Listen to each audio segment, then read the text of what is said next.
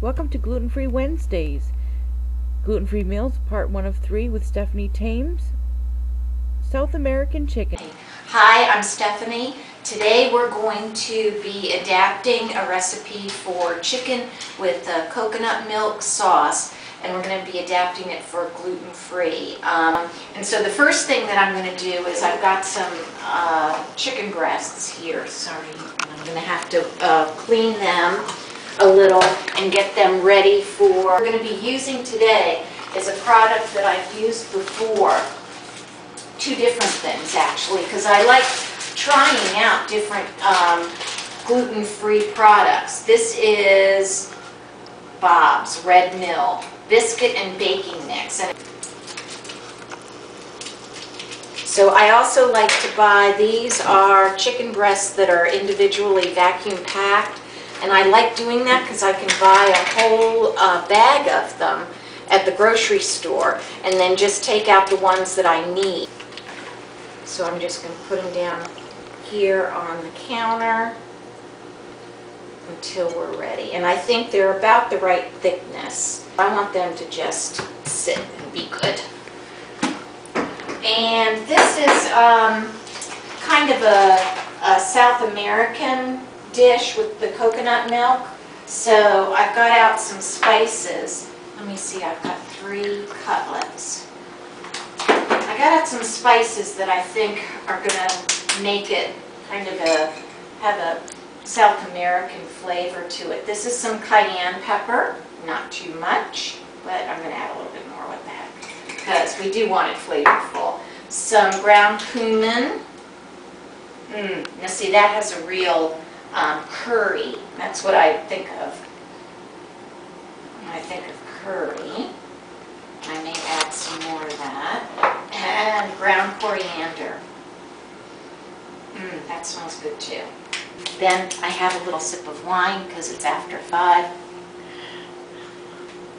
And I like to. And I'm going to add some fresh ground pepper. Again, not too much because I already added the cayenne, and a little bit of salt. Okay, so now we're going to use our gluten-free breading on these chicken breasts, and they're nice and dry now. So I'm going to just toss them in the breading. Let's see. Yeah, that sounds pretty good. Actually, I think I need a tiny bit more olive oil. Yeah, now that's sounding good. And it looks like any other kind of breading flour that you would use for breading, but this time it's gluten-free. So the third. And I just have a little bit of extra left over, and I'm going to save that because I don't know, I may need some thickening to the sauce later on. So I'm just going to put that aside and let these brown on both sides. Okay, so let these brown a little bit. And we'll make some other things while that's all cooking down and getting good and flavorful. That's got a little bit of a crispy on it. And it could be looking a little bit different because of the kind of breading. That one looks good to me. And the yellow color on it, I think, is really from the spices more than the gluten-free flour that we're using, because of that cumin and coriander, the colors of that.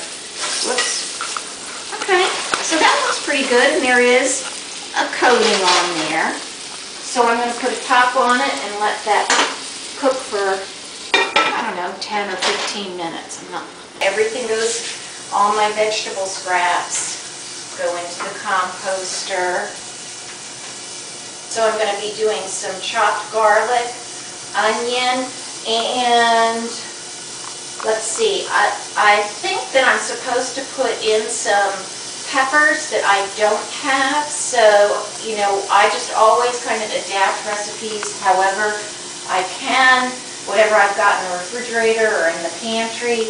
And so I found some jalapeno slices that I used in some Mexican cooking, is just to learn how to adapt with what you've we've got.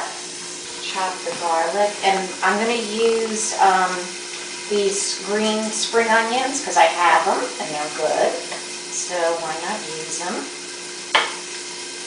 I could use any other onion that I've got around.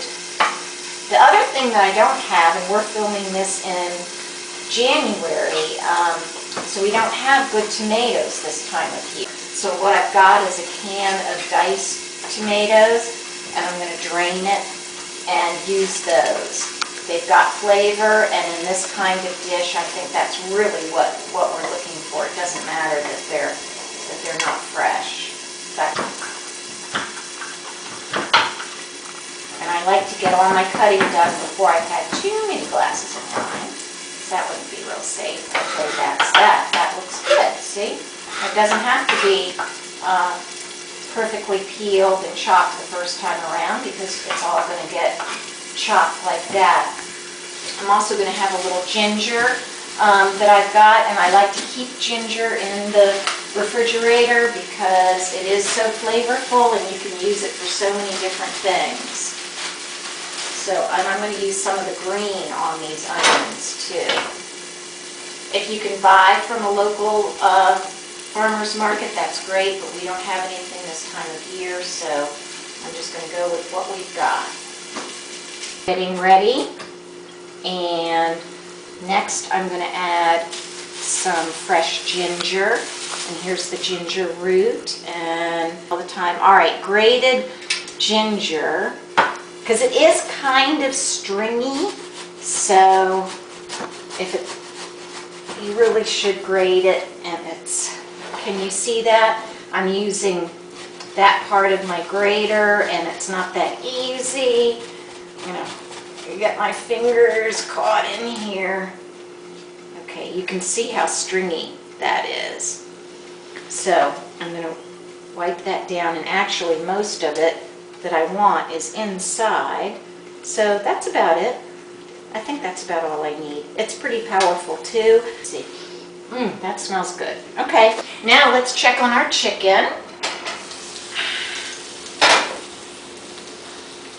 Ooh, see, that's a nice color. That's a nice color. So I'm going to put them over here while I make the sauce. This is wonderful stuff in the bottom of the pan there, and I don't want to lose that.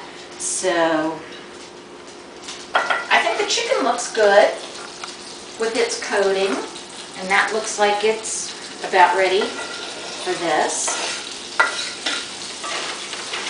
Every little piece off.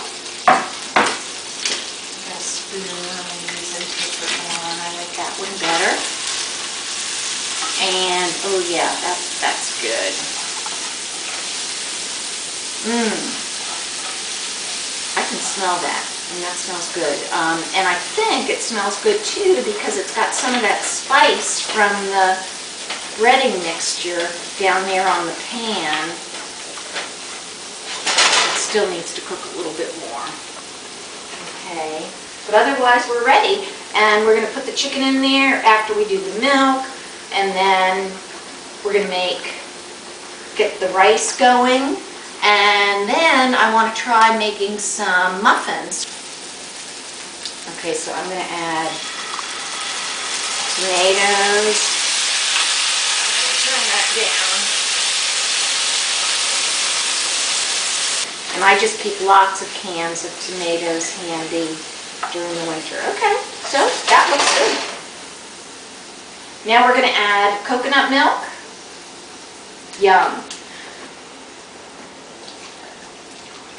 Ooh, look at that. Okay, so first I'm going to let this cook a little bit, get all the lumps out, and then put the chicken in, put my cover on it, and let it cook for a little while. Get all those good flavors in it. It smells wonderful. I'm going to put my cutlets back in that have been breaded and cooked with that wonderful gluten-free. I'm going to pour what little few juices I've got from the chickens. Turn down the heat. Thank you for joining us for Gluten-Free Wednesdays. For more on this dish, see Part 2.